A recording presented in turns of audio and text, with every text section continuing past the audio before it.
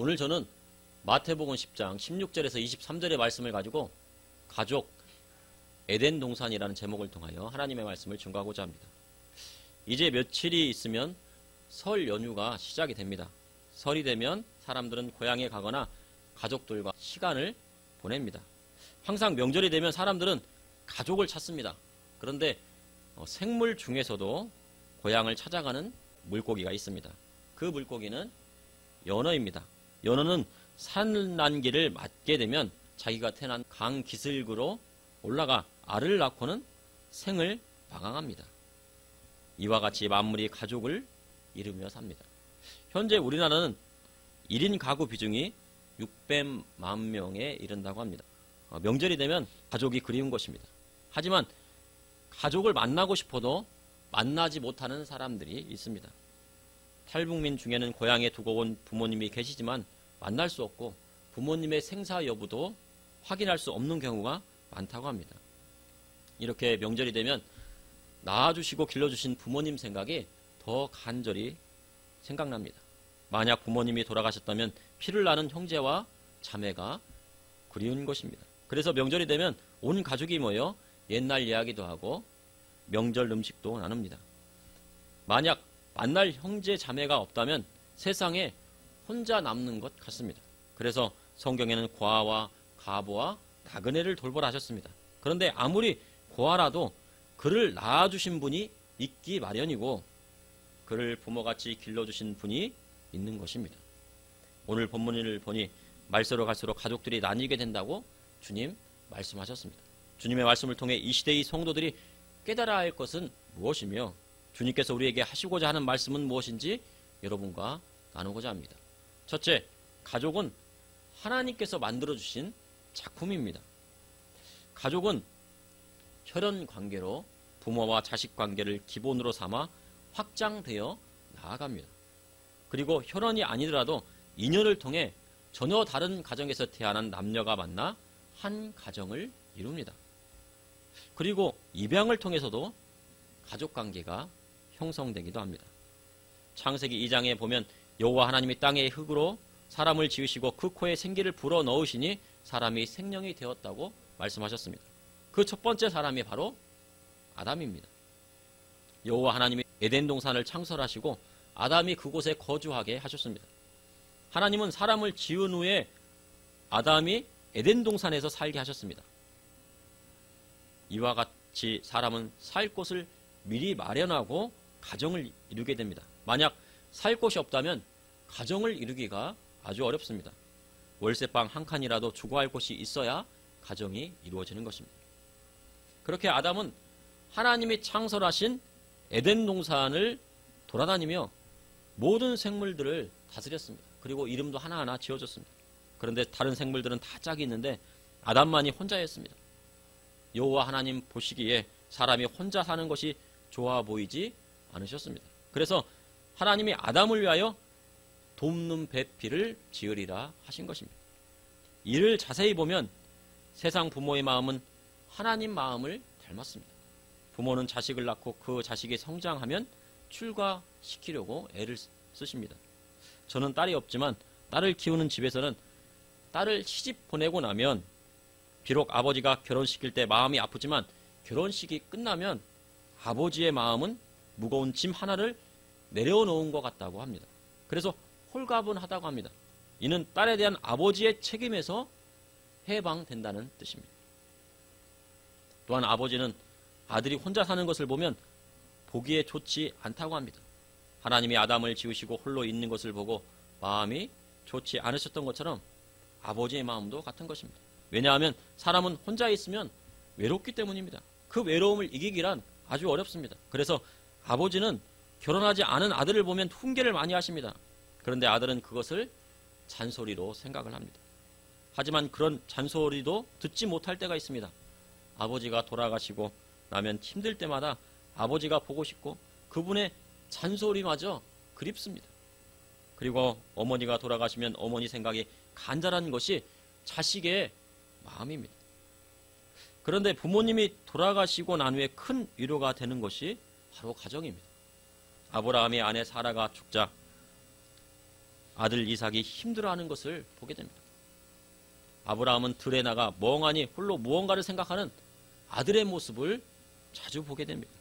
그래서 아버지 아브라함은 종을 시켜 아들 이삭의 돕는 배필을 찾아 나서게 합니다. 그래서 아브라함의 종이 밧담 아람으로 가서 부두엘의 딸인 리브가를 데리고 옵니다.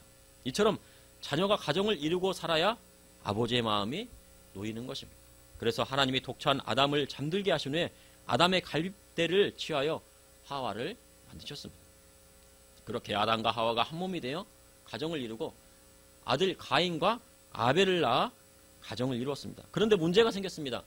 첫째인 가인이 둘째인 동생 아벨을 쳐 죽인 것입니다. 친족 살해라는 가족 간의 비극이 일어났습니다.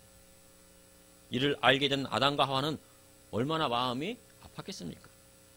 아벨은 죽고 가인은 쫓겨나는 신세가 되었습니다.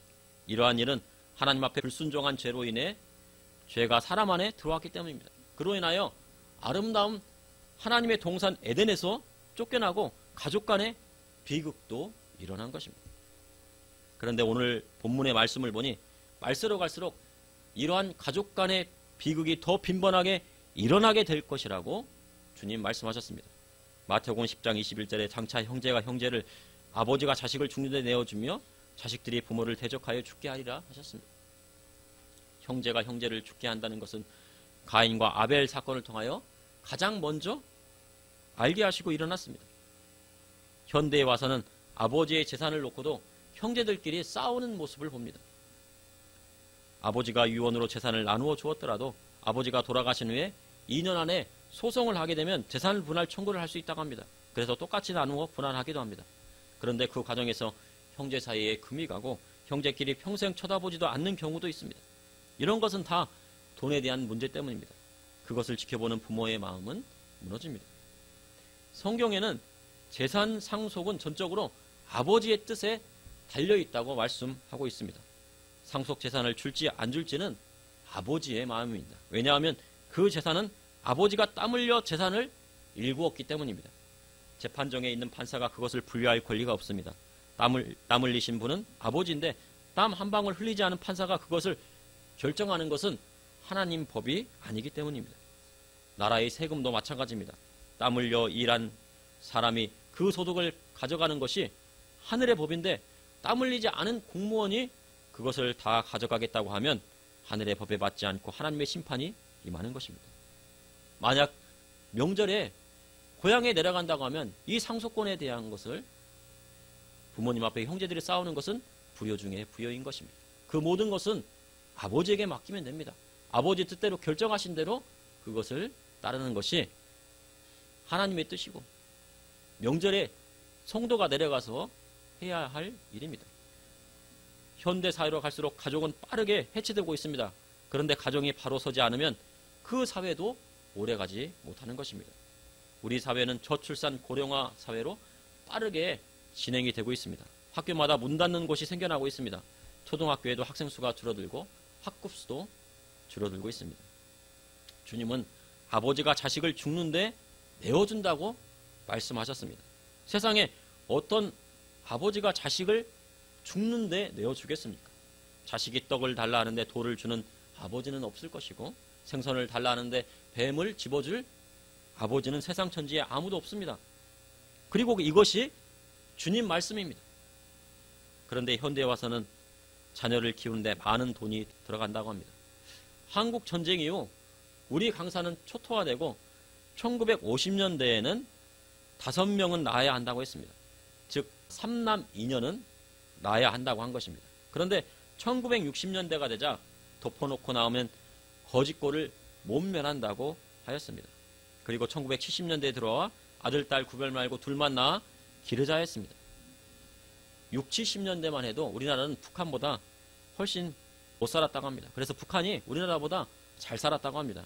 그러니 경제의 발전을 위한 어쩔 수 없는 선택이었다고 말하기도 합니다. 그렇게 1990년대에는 하나만 낳자는 운동까지 일어났습니다. 자식 한 명 기르는데 최소 1억에서 3억은 든다고 합니다. 그리고 결혼시키고 집까지 마련해 준다면 수십억은 드는 때가 왔습니다. 또한 자식을 하나만 낳으면 상속 재산도 분할되지 않고 집안의 부를 유지할 수가 있습니다. 그러나 자식이 많으면 재산이 분할되기 때문에 부의 축적도 이루어지지 않는다고 합니다. 그러니 저출산 문제가 심각한 이때에도 자녀를 낳지 않는 것입니다. 그런데 낳고 싶어도 난임으로 인해 임신이 쉽지 않은 가정도 있습니다.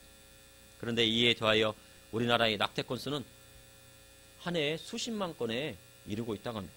분명 낙태는 하나님께서 싫어하시는 것입니다. 그리고 하나님 앞에 죄를 짓는 것입니다. 아버지가 자식을 죽는데 내어주는 것도 이 낙태도 포함되는 것입니다. 자식을 낙태하는 것은 돈에 대한 문제도 있고 불륜을 감추기 위한 것도 있다고 합니다. 또한 가정에는 자녀를 하나에서 둘만 낳고 더 생기면 경제적인 문제로 낙태하는 경우도 있다고 합니다. 그런데 분명한 것은 이 모든 것이 하나님 앞에 범죄라는 것입니다. 낙태하는 것은 하나님 앞에 살인죄에 해당하는 것입니다. 그러니 회개해야 됩니다. 하나님이 주신 가정은 귀한 것입니다. 하나님의 축복은 어린 감람나무 같은 자녀들인 것입니다. 그러니 남녀가 부모님의 승낙을 받아 가정을 이루면 하나님이 아름답게 보시는 것입니다. 세상에서 그만한 축복이 없습니다. 그러나 말세로 갈수록 그러한 가정이 파괴될 것이라고 주님 말씀하신 것입니다. 그러니 믿음의 성도는 하나님이 주신 가정을 지켜야 합니다. 왜냐하면 가정은 하나님께서 만들어주신 작품이기 때문입니다. 둘째, 가족은 하나님이 주신 믿음의 공동체입니다. 오늘 본문 말씀의 시작은 마태복음 10장에서 12사도를 이스라엘 곳곳에 파송하신 것에서부터 시작합니다. 예수님은 12제자를 내보내시며 이방인의 길로도 가지 말고 사마리아 고을로도 가지 말고 오히려 이스라엘 집에 잃어버린 양에게로 가라 하셨습니다. 그리고 복음의 내용은 천국이 가까이 왔다고 말씀하셨습니다. 그러니 이번 명절에는 모르는 사람에게 가지 말고 가까운 부모, 형제, 자매, 친척에게 복음을 전하는 명절이 되어야 합니다. 왜냐하면 믿지 않는 부모나 자매나 친척이나 친족들은 우리가 아니고서는 그 복음의 말씀을 들을 수 없기 때문입니다. 마태복음 10장 8절에 병든 자를 고치며 죽은 자를 살리며 나병 환자를 깨끗하게 하며 귀신을 쫓아내되 너희가 거저 받았으니 거저 주라 하셨습니다. 그래서 복음 전파는 돈 받고 하는 것이 아닙니다. 내가 가족들에게 아니면 친척들에게 복음을 전파할 때 돈을 받고 복음을 증거하는 것이 아닙니다. 그리고 이 복음 전파는 직업인이 하는 것이 아닙니다. 내가 전도사이니 복음을 증거해야 된다고 하는 것이 아니라 직업 때문에 하는 것이 아니고 값없이 받았으니 값없이 전하는 것입니다. 주님께서 거저 가르쳐 주셨으니 값없이 능력 주셨으니 거저 주신 것이니 주님의 뜻에 따라 전하는 것입니다. 병을 고치고 돈 받는 것과 돈 받기 위해 병을 고치는 것은 주님이 말씀하신 복음 전파가 아닙니다. 기도하고 친척 중에 아프신 분이 있으면 손을 얹어서 주님의 이름으로, 예수님의 이름으로 기도할 수 있어야 합니다. 그리고 12사도는 아무것도 가지지 않았습니다. 전대에 금이나 은이나 동이나 배낭이나 두벌 옷이나 신이나 지팡이를 가지지 말고 그 성이나 집에 들어가 그곳에서 주는 것을 먹으라 하셨습니다. 그것은 일한 자의 대가인 것입니다. 그리고 그 집에 들어가 평안을 빌라 하셨습니다. 만약 영접하지 않고 전하는 말도 듣지 않으면 그 발의 먼지까지 털어버리라 하셨습니다. 이것이 전도의 기본입니다. 듣지 않는데 계속 말해봐야 소용이 없습니다. 힘만 빠집니다. 그러니 길을 열고 듣는 자에게 복음을 증거하는 것입니다. 마태복음 10장 16절에 보라 내가 너희를 보내면 양을 이 가운데로 보낸 것 같도다. 그러므로 너희는 뱀같이 지혜롭고 비둘기같이 순결하라 하시며 너희가 공회로 넘겨지고 총독과 임금 앞에 끌려가게 되는데 이는 그들과 이방인에게 증거가 되리라 하셨습니다. 또한 주님은 너희를 넘겨줄 때 무슨 말을 해야 할지 염려하지 말라 하셨습니다. 아버지의 성령을 통해 너희에게 할 말을 주시라 하셨습니다. 그리고 다음으로 이 말씀에 이어서 세상에 장차 일어날 현상을 말씀하신 것입니다. 주님은 자식들이 부모를 대적하여 죽게 하리라 하셨습니다. 이것 또한 말세의 현상입니다. 현재의 교육은 진화론을 바탕으로 한 교육입니다. 진화론은 하나님의 천지창조를 부정하고 사람을 하나의 동물로 생각합니다. 사람의 조상은 원숭이라고 생각합니다. 원숭이가 진화해서 사람이 되었다고 합니다. 공산주의자들이 사람의 인권을 탄압하는 이유는 진화론을 기초로 한 유물론 사상에 빠져 있기 때문입니다. 사람의 조상을 원숭이로 보니 사람조차도 하나의 동물로 보게 되는 것입니다. 그러니 단체의 목적을 위해서는 인간을 하나의 소모품으로 생각하는 것입니다.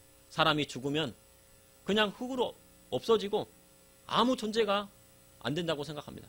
그러나 성경에는 사람이 죽으면 그 영이 지옥에 가든지 천국에 간다고 말씀하고 있습니다.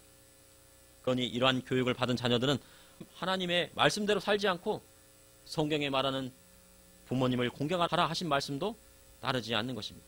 하나님은 노인에게 지혜를 주셨습니다. 어르신들이 가지고 있는 지혜는 삶의 지혜입니다. 삶의 지혜는 인생을 살아보지 않은 젊은이들이 깨달을 수 없는 것입니다. 젊은이들이 그것을 깨달으려면 나이가 들어서 노인이 되어야 그 삶의 지혜를 깨달을 수 있습니다. 그래서 정치는 젊은이들이 하는 것이 아니라 나이 지긋하신 어르신들이 하는 것이 성경적입니다. 그리고 참된 정치는 가정에서만 이루어질 수 있습니다. 아무 욕심이 없으신 집안 어르신이 그 집안을 다스릴 때 가정이 화목하게 되는 것입니다. 나라의 지도자도 마찬가지입니다. 아무 욕심이 없어야지, 그리고 국민들만 생각해야지 문제가 없는 것입니다. 그러나 사람은 욕심이 없을 수가 없습니다. 그리고 죄된 속성이 드러나게 되어 있습니다. 아무 욕심이 없으신 집안의 어르신이 그 집안을 다스릴 때 가정이 화목하게 되는 것입니다. 그러니 성도의 정치 참여도 삶의 지혜를 얻으신 집안 어르신을 따르는 것이 가장 좋은 것입니다. 그래서 저희 아버지는 항상 정치에 대해서 저에게 말씀하셨습니다. 그래서 저는 그것을 잘 듣지 않았습니다. 그리고 그 정치적인 어떤 그런 생각들도 제가 받아들이지 않았는데 지금 와서 보니 아버지의 말씀이 정말 맞으셨던 것 같습니다. 그런데 현대에 와서는 젊은이들이 할아버지 할머니보다 학력이 더 높다고 어르신을 무시하고 부모님의 말씀을 따르지 않는 것을 보게 됩니다. 그러나 집안의 어르신들을 무시하고는 하나님의 축복을 받을 수 없다고 성경에 못을 받고 있습니다. 에베소서 6장 1절에 3절에 자녀들아 주 안에서 너희 부모에게 순종하라 이것이 옳으니라. 내 아버지와 어머니를 공경하라 이것이 약속 있는 첫 계명이니 이로써 내가 잘되고 땅에서 장수하리라 하셨습니다. 내가 땅에서 잘되지 않는다고 하면 맛있는 것을 사다 드려서 아버지 어머님을 대접해드리고 명절날 용돈을 가져다가 부모님을 공경해야 합니다. 그래야지 땅에서 잘되게 되는 것입니다. 그리고 땅에서 장수하리라 약속하셨습니다. 현재 코로나19로 요양 안에 계신 부모님의 면회가 전면 금지되거나 최소한의 면회만 허용되었다고 합니다. 명절이 되어도 부모님을 찾아뵙지 못하고 면회를 가더라도 비닐을 친 문 밖에서 부모님께 큰절을 하고 돌아가는 것을 보게 됩니다. 앞으로의 시대는 부모와 자식의 만남도 허락받아야 가능하고 통제받는 사회가 올 수 있는 것입니다. 부모님이 코로나에 걸리시면 윤례하신 부모님을 격리 시설에 보내야 하는 것이 앞으로 다가올 시대의 모습입니다. 이제 명절이 되어도 코로나19로 고향의 부모님을 찾아뵙지 않는 것이 효도라고 당당히 말합니다. 그리고는 부모님이 쓰실 용돈도 보내드리지 않습니다. 코로나19로 부모님이 세상을 떠나셔서 그분의 임종을 지키지 못하고 장례도 못하고 화장하는 것이 지금의 시대입니다. 이를 보니 주님 말씀 따라 앞으로의 시대는 자식이 부모를 죽는데 내어주는 시대가 올 수도 있겠다는 생각이 들었습니다. 만약 명절에 부모님을 찾아뵙지 못한다면 쓰실 용돈이라도 넉넉히 보내드려야 합니다. 믿음의 성도는 내 부모를 공개라 하신 하나님의 말씀을 따르는 사람입니다. 그러니 무엇이 부모 공경인지 깊이 생각해야 합니다. 그러므로 믿음의 성도는 하나님이 주신 가족 공동체를 지키는 데 있습니다. 그 안에 하나님의 축복이 들어있기 때문입니다. 셋째, 가족 공동체는 교회를 이루고 하나님 나라의 모형이 됩니다. 초대교회는 대부분 가족 공동체였습니다. 빌립보 교회는 자주 옷감 장사 루디아의 집에서 시작하였습니다. 그리고 바울과 실라가 감옥에 갇힌 후 지진이 나서 나오게 되고 그때 감옥을 지키는 간수들을 전도합니다. 그날 밤에 간수의 집에 있는 모든 가족이 다 세려받고 예수님을 영접합니다. 이것이 빌립보 교회의 시작이었습니다. 말세 지말로 갈수록 교회에 모이기 힘들어지는 시대가 오고 있습니다. 지난 2년을 되돌아볼 때 코로나19로 교회에 얼마나 모이지 못하게 했습니까? 모이고 싶어도 모이지 못하게 하니 문을 닫는 교회들이 많았다고 합니다. 인터넷으로 예배드리지 못하고 이곳저곳을 찾아다니며 교회의 문을 두드려도 열린 교회를 찾기 힘들었다고 연세 많으신 성도님들이 증언합니다. 이렇게 성도님들이 교회의 문을 두드린 이유는 교회가 하나님 나라의 모형이기 때문입니다. 집에서 예배할 수 있고 크게 찬양하고 기도할 수 있다면 얼마나 좋겠습니다. 그런데 집에서 하기는 쉽지 않습니다. 그래서 교회에 나오는 것입니다. 교회에 나오면 두세 사람이 모인 곳에 하나님이 함께 하시겠다고 말씀하셨습니다. 이는 두세 사람이 모여 하나님을 예배할 때 성령님이 임한다는 뜻입니다. 집에서 혼자 예배 드리는 것보다 두세 사람이 모여 하나님을 찬양하고 예배하고 기도할 때 성령님이 강하게 역사하는 것입니다. 그곳에 성령이 임하시면 하나님 나라가 이루어지는 것입니다. 그래서 교회는 하나님 나라의 모형이 되는 것입니다.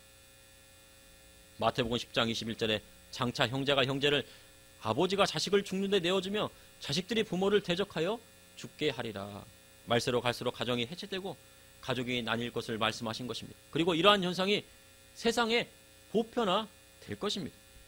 그렇다고 믿음의 성도가 세상 풍조를 따를 수는 없습니다. 말세로 갈수록 믿음의 성도는 이전보다 더 가정을 지키고 가족들이 똘똘 뭉쳐야 합니다. 그것이 성도로 앞으로 올 큰 환난은 이겨내는 방법이 될 것입니다. 그러므로 가족 공동체는 교회를 이루고 하나님 나라의 모형을 이루게 되는 것입니다.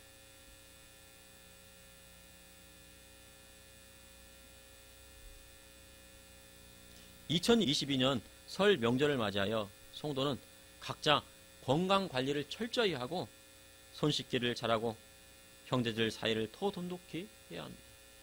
부모님이 계시다면 부모님께 찾아뵈야 되고, 만약 부모님이 안 계시다면 과일이라도 사서 형제들을 찾아가 서로 이야기하고, 또 이야기하는 중에 복음을 나누는 것이 하나님의 뜻입니다. 형제에게 허물이 있어도 덮어주고 용서해 주어야 하나님의 자녀라 할 수 있습니다. 부모님이 훈계하셔도 순종하는 마음으로 따르고 봉양하는 것이 하나님의 뜻입니다. 견전적인 어려움이 있어도 자식을 버리지 않고 다 낳아서 기르는 것이 주님이 원하시는 하나님 나라인 것입니다. 그러므로 가족은 하나님께서 만들어주신 작품입니다. 그리고 가족은 하나님이 주신 믿음의 공동체가 되는 것입니다. 또한 가족 공동체는 교회를 이루고 이 땅에 허락하신 하나님 나라의 모형이 되는 것입니다. 잠시 기도하시겠습니다. 아버지 하나님, 이 시간도 감사합니다. 명절이 가까워지고 있습니다. 주님, 우리가 이 명절을 통하여 주의 복음을 증거하는 때로 활용하게 하여 주시고, 부모님, 형제, 자매, 일가 친척들에게 주의 복음을 증거할 수 있도록 인도하여 주시옵소서. 다만 우상 숭배하지 아니하고 시험에 들지 않게 하여 주시고 우리 성도들을 지켜주시고 인도하여 주시옵소서. 아버지 하나님, 세상이 날로 날로 악해져 가는 이때에 주여, 우리가 가정을 지키고 또한 우리 가족들을 지키고 자녀들을 지킬 수 있도록 인도하여 주시고, 이 환난 날에 경제적인 어려움에서도 우리 성도님들의 가정마다 축복하여 주셔서 온 세상에 기근이 온다 할지라도 성도의 가정에는 100배의 결실의 축복이 넘쳐날 수 있도록 인도하여 주시옵소서. 이삭에게 내려주셨던 100배의 축복을 허락하여 주시옵소서. 그리고 또한 가정을 이룰 수 있는 은혜도 베풀어 주시고 배우자도 만날 수 있는 은혜도 허락하여 주시고 주님의 사랑으로 함께하여 주시옵소서. 예수님 이름으로 기도합나이다. 아멘.